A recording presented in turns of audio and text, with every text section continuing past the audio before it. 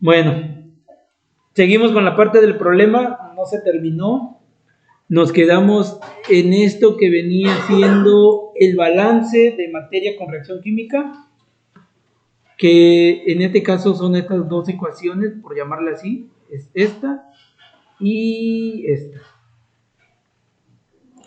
Ahora de aquí ya vamos a, ¿cómo se dice? Vamos a agrupar para que sea un poquito más entendible. Vamos a reagrupar, así le voy a llamar, vamos a hacer una reagrupación nada más.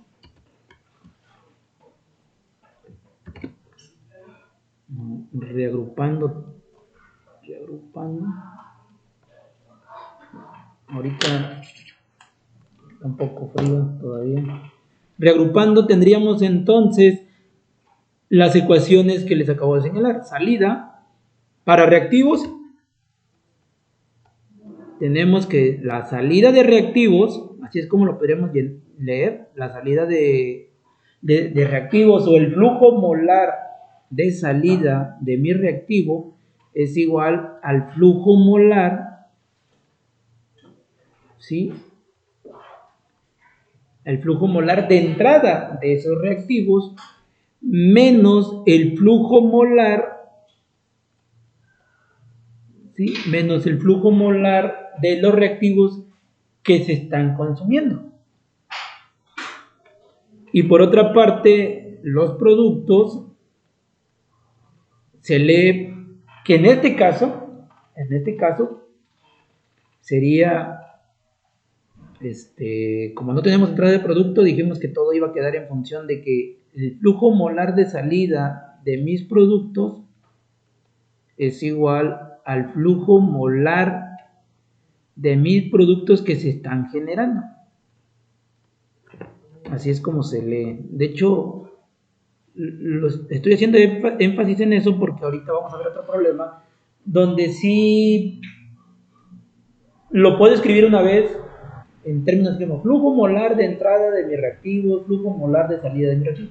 Aquí tal vez no tanto, pero lo estoy explicando. Entonces aquí tenemos la parte de las dos ecuaciones. Estas dos ecuaciones obviamente las podemos ocupar de manera individual, tal como están, aunque también podría resumirse en una sola y quedaría de la siguiente manera: salida, ¿sí? Porque ambos tienen salida, es igual a entrada,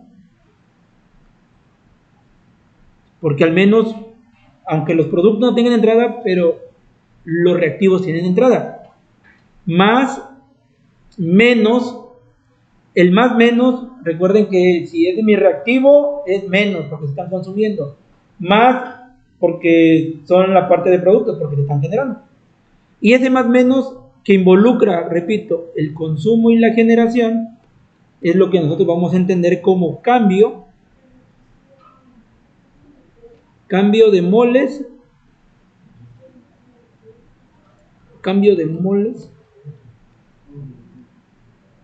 por reacción.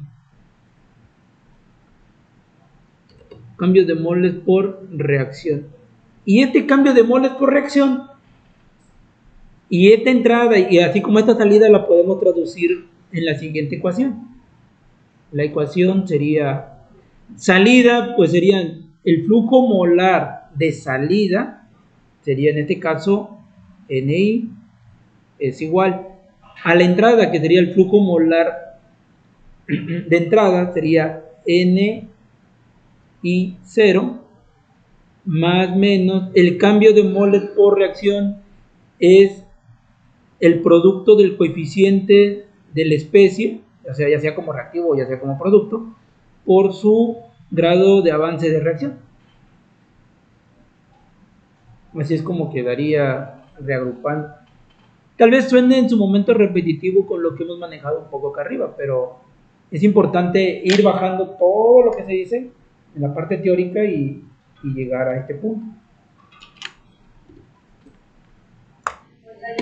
Bueno, entonces les decía que reagrupamos y al final queda esta ecuación misma que ya la habían trabajado acá arriba. Obviamente pues ya tienen sus apuntes, ya subí también el video, así que pues Ahí puedes dar un repaso de. Retomamos la tabla que se hizo inicialmente, que era donde incluíamos los moles iniciales, los moles reaccionantes y los moles finales. Ya un poquito más en la parte de cálculos tenemos lo siguiente. Moles iniciales, recordando que los moles iniciales es NiO. NI, la I es cualquier especie como reactivo o como producto. Y la O pues significa que es la parte inicial o de entrada. Los moles reaccionantes, sí, va a depender de algo que se va a conocer como el grado de reacción o el grado de avance de reacción. Asociado a lo que decía el problema, solo nos mencionaban que en cierto tiempo había 30 kilomol de hidrógeno que había reaccionado en cierto tiempo. No nos daban el tiempo, pero sí nos decían, después de cierto tiempo habían reaccionado 30 kilomol.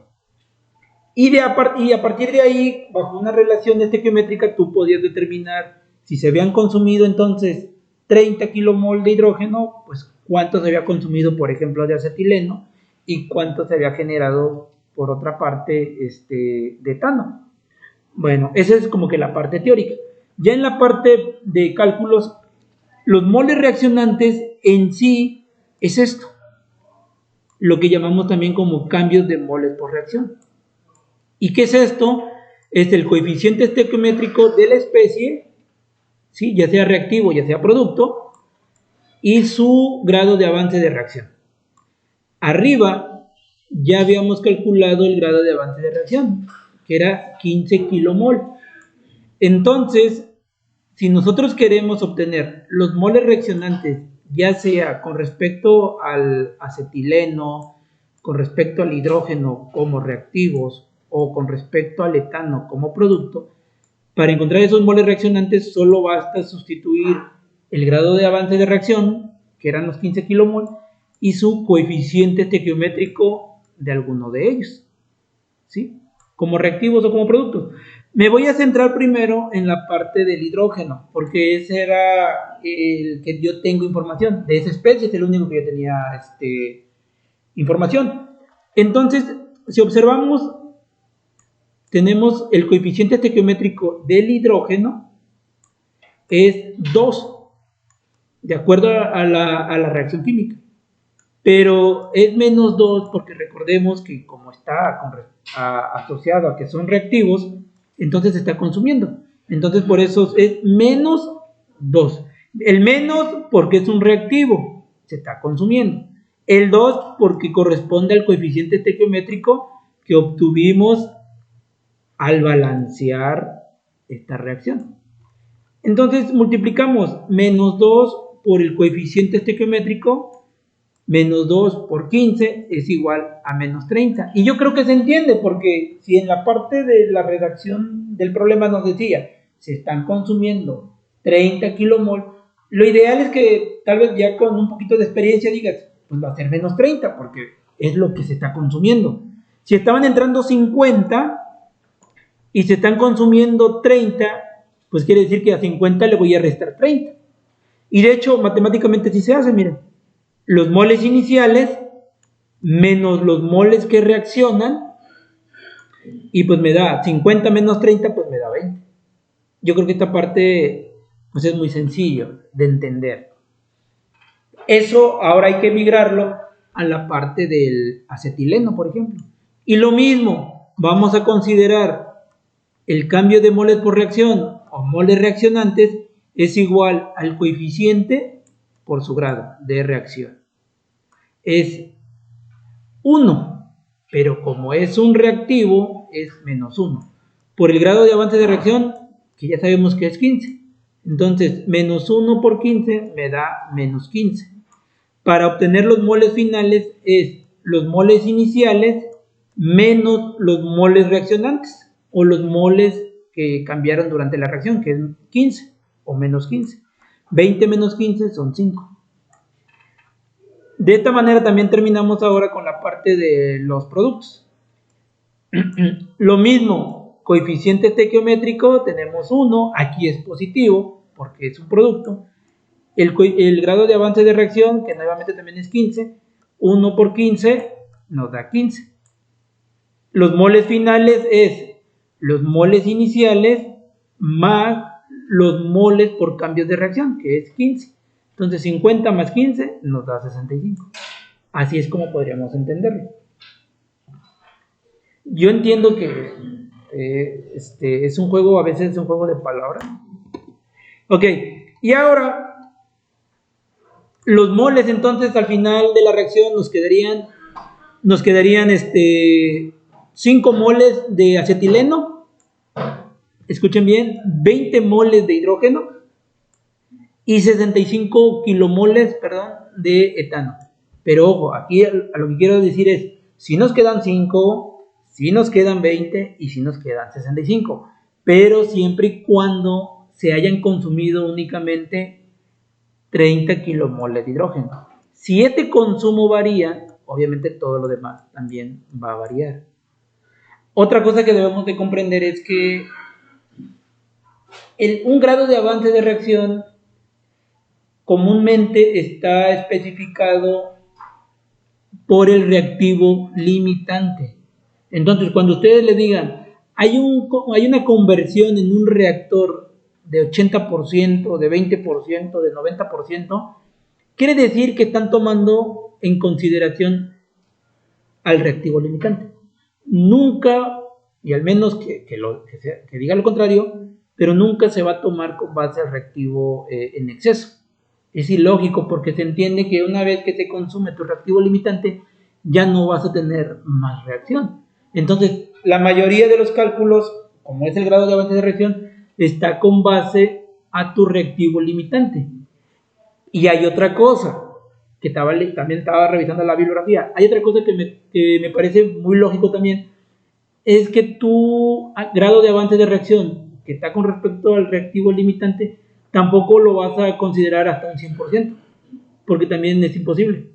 Siempre vas a considerar un grado de avance pues mínimo del 100%. Puedes tener un avance de 90%, de 80%. Incluso si la reacción es muy difícil, posiblemente tengas porcentajes de conversión muy bajos, 20, 30.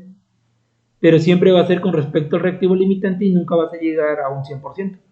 Entonces, digo, también para que lo consideren como un dato. Continuando, vamos a trabajar ahora con la parte de lo que se conoce como una fracción mol de algún componente. En este caso, la fracción mol del componente nos menciona que es igual al número de moles del componente entre el número de moles totales. Esto se traduce en la siguiente ecuación, ¿sí? ¿Por qué Y1? En este caso, como tenemos una fracción mol con respecto a los estados de agregación, son gases. Entonces, cuando son gases, hay que recordar que la nomenclatura que maneja comúnmente es Y. Si estuviéramos hablando de componentes en estado líquido, posiblemente ahí tendría que decir XY, pero menciona que es Y porque primero estamos hablando de gases. Eso también es muy importante. Son detallitos muy pequeños, pero que también hay que considerar el porqué. Número de moles de componente entre los números de moles totales. De aquí, ¿qué conozco? Conozco los números de moles por componentes. Por ejemplo, tengo, en este caso, 5, 20 y 65. Esos son los números de moles por componente. Los números de moles totales, al ladito nos dicen que los números de moles totales es igual a la sumatoria de los números de moles por componente. ¿Cuáles son los componentes? El acetileno, el hidrógeno y el etano. Por lo tanto, el número de moles totales es igual al número de moles que se tienen de acetileno, de hidrógeno y de etano. En números tendríamos que sumar entonces nosotros aquí 5 kilomol, 20 kilomol y 65 kilomol. ¿Cuánto sería entonces de número de moles totales, jóvenes? Entonces, los números de moles totales serían 90 kilomol. Por lo tanto, la fracción mol del componente, vamos a suponer que sea la fracción del componente, que en este caso sea, por ejemplo, del componente I, y que el componente I fuera el acetileno, quedaría 5 kilomol entre 90 kilomol. Esta fracción del mol de componente es más que nada cuál es la composición que se tiene dentro del reactor todavía cuando ya ha reaccionado 30 kilomol de hidrógeno. ¿Cuánta concentración existe de acetileno? ¿Cuánta concentración existe de hidrógeno? ¿Cuánta concentración existe de etano? Eso es prácticamente a lo que se refiere la fracción mol. La concentración de lo que existe todavía en el reactor antes de generar 15 kilomoles de etano y cuando se han consumido 30 kilomol de hidrógeno. Entonces, ¿cuánto vale la fracción mol del acetileno? 0.055. ¿Seguros? ¿Cero?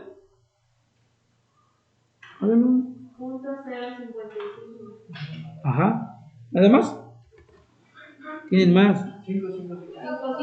5, 6. Esta sería la fracción. Otra cosa, no tiene unidades. ¿Por qué? Porque kilomol entre kilomol nos da la unidad. Comúnmente se dice que se eliminan, pero nos da 1 y pues obviamente no tiene caso. Y esta sería la fracción molar del acetileno. Determinen los demás, por favor. Y me dicen cuánto les da, por ejemplo, de la otra especie que vendría siendo el hidrógeno y de la otra que vendría siendo el etano. ¿Cuánto vale? La fracción mol es 0.020. ¿No 0? 22. Y la fracción mol o la concentración molar de etano 72.2. Bueno, aquí le voy a poner otros 2 porque te voy a decir por qué. Y aquí otro 2, porque de hecho en los cálculos sí te da datos de ese 2. La sumatoria de las composiciones, hablando en términos de composiciones, la sumatoria en términos de composiciones siempre tiene que ser un 100% o la unidad. Es decir, si ustedes suman la fracción molar del acetileno, del hidrógeno y del etano, les tiene que dar 1. Entonces, hay que recordar lo siguiente, que la sumatoria de las fracciones molares por componente les tiene que dar 1. Por lo tanto, la sumatoria de las fracciones por componente me refiero a la composición del acetileno más la fracción de hidrógeno más la fracción de etano. Si no les da 1, quiere decir que hicieron cálculo incorrecto. Les tiene que dar 1. Y ya con eso, pues, se termina el problema.